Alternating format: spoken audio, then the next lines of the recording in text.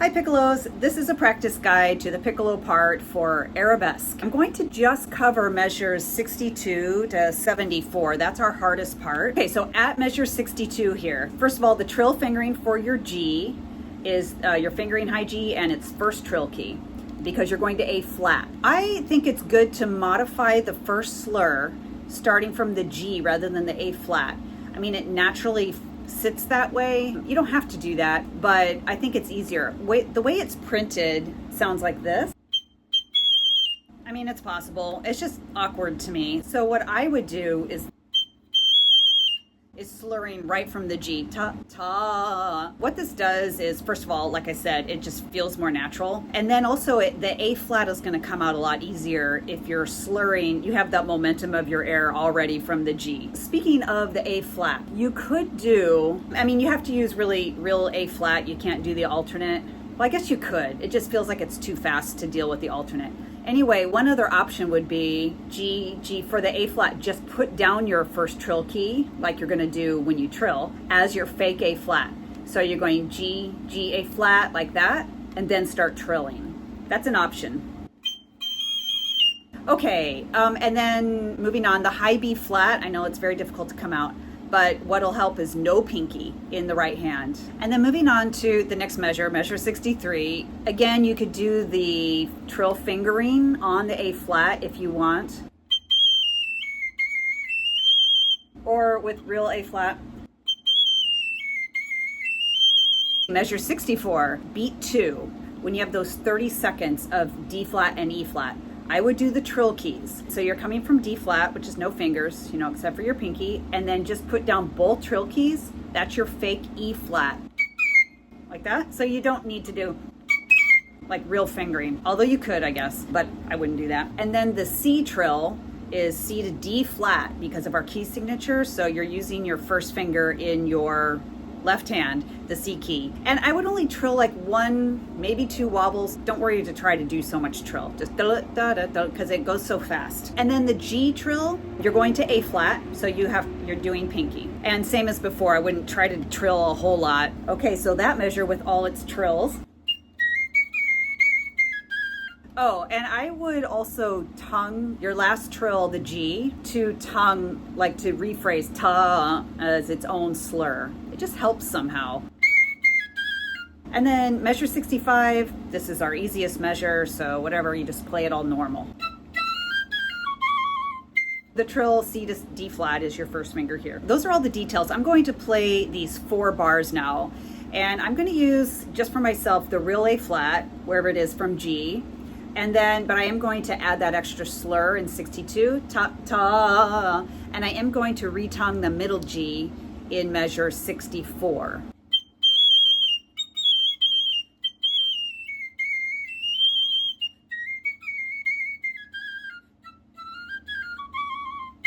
As I was playing it, I realized there is one phrasing thing you should do for breathing, which is at the end of 63. That should go right into the F at 64 and then breathe. So at 63, you're doing yum, da da da da da da da da da da trill, F. That all goes together. So you need to have that F be very short. And in fact, anytime you have yum ba da da or yum da da da da, all the yumps need to be very short because you need to keep it moving. So it looks like it's the first notes of every measure. Yeah, as I'm scanning through.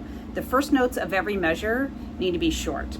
Also, another place to make a note short is in 63. First note, of course, yep, da da da da da. See? That C also can be short. There's a lot of accents in here. You can help to use that with your rearticulation to help you. What does that do? It just kind of creates clarity and groupings of notes. So like, for instance, in measure, 64, yeah, ta, ta, ta, ta, ta, ta, ta. There's a lot going on. And if you don't retongue clearly where you need to, it can very easily just be a mess of notes. So I'm going to start after the F because F belongs to measure 63.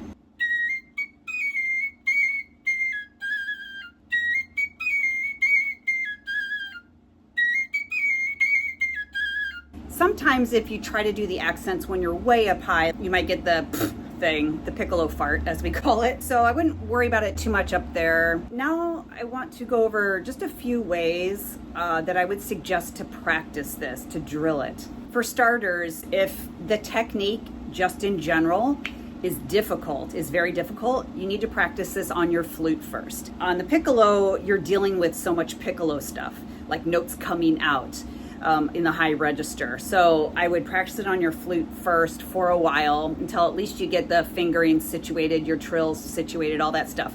Another way to practice it is without any trills.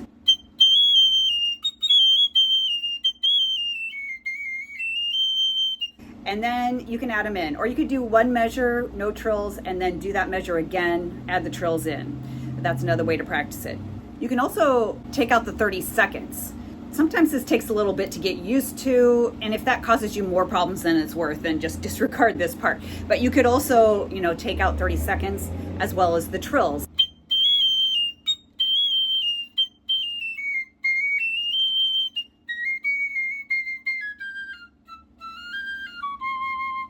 Also, I just want to point out the second measure, 63, may seem difficult with the 30 seconds in there. The 30 seconds are just decoration. The actual phrase is yum ba da dum. So I just want to point out that it's a scale going down, some kind of harmonic.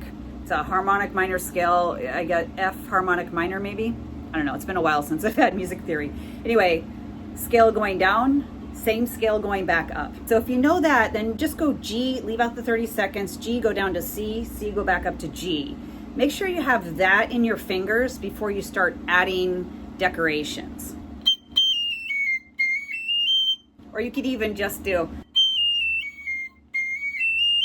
without any rhythm, just G, F, E, D flat C, and back up. Once you have that in your fingers, then add the little 30 seconds.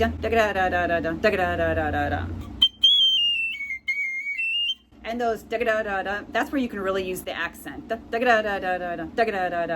to really bring out the rhythm, of course, but it also helps propel the phrase forward. My favorite way to practice anything with technique is to get out the old metronome and put it down, and like after you've looked at it a little bit and gotten used to some of the notes, and put the metronome marking down to as low as you can play the whole thing nearly perfectly, so very clean. Also, it's good for morale to play through something where you're actually getting all the notes.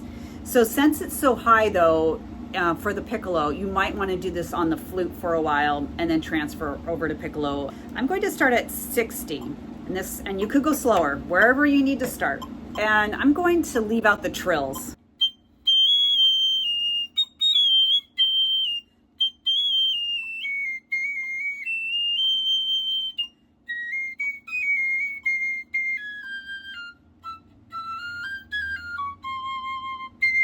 That's 60. I felt like, okay, I've got a hold of it. I have control. Now I'm going to go to 61, and I would do it all over again.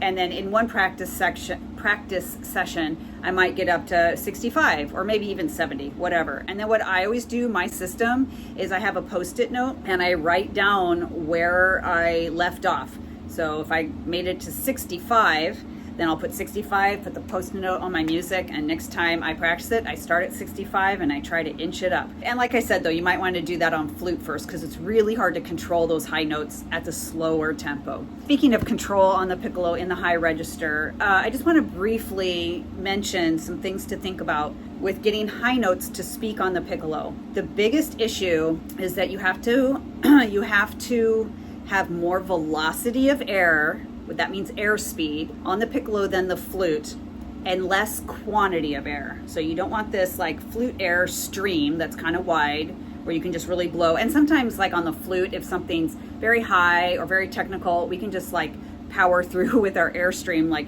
just like sort of overblow. But if you blow too much on the piccolo, nothing's going to come out. Notes won't speak at all, or you'll get the buzz piccolo fart thing. So you have to get that airstream to be very narrow, very fast, very small aperture hole in the lips, but not tight. If it's tight, you'll get that in a nutshell is what you need to try to do. If you want to know more about high register exercises, which I would recommend, I did do a video just on that, and I'll link that video in the description if you might want to check that out.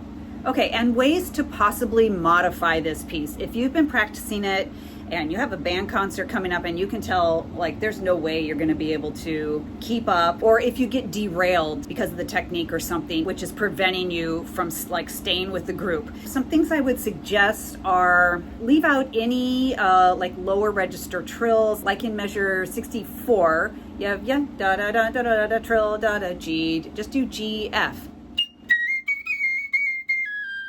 And then the next measure also. Even though those aren't difficult, it just gives your mind a chance to rest. The higher stuff, like at the beginning of this, 62, like if your A flat does not speak, it's kind of a needed note. But if it doesn't speak, just take it out if you need to. If it's completely making like you're a big spitty mess and you're unable to continue at all right at the get-go, just take out the problem note. That's probably a bad example, but like maybe a better one is like if the high B flat, you just cannot get the high B flat out, rather than, I mean, you want to try to keep doing it. But if it's clearly not going to happen by concert time, I think it's better to just leave the notes out. Like I said, if it derails you attempting it, you just leave those notes out. And again, this is just like a last resort situation. I don't want to encourage anyone to just take notes out that that they don't like. Okay, I think those are all the details. So I'm going to run it.